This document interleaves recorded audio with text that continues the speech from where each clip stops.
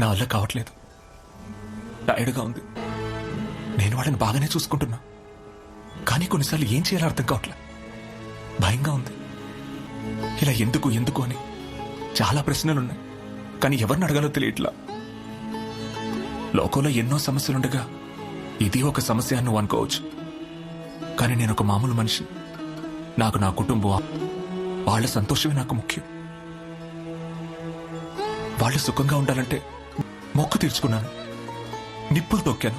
ఆ గుడికెళ్ళి ఆ పరిహారం చేయి, ఈ గుడికెళ్ళి ఈ పరిహారం చేయమన్నారు. చెప్పినవన్నీ చేశాను. ఇకపై ఏం చేయాలో తెలియట్లా. ఈ మధ్య చూసే ప్రతి చోట నువ్వే కనిపిస్తున్నావు. నాతో ఏదో చెప్పాలనుకుంటున్నావు అనిపించింది. ఆ బామ్మ చెప్పింది కులదేవత మీ మీద కోపంగా ఉంటుందని. నీకు కోపం తెప్పించేలా మేమేం చేసామో తెలియట్లా.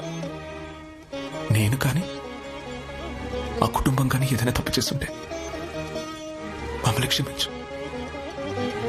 ఏదో ఒక హెల్ప్ చేయి ప్లీజ్. వేరే ఎవరిని అడగాలో అర్థం కావట్లేదు. నువ్వే కదా కులదేవత, ప్లీజ్.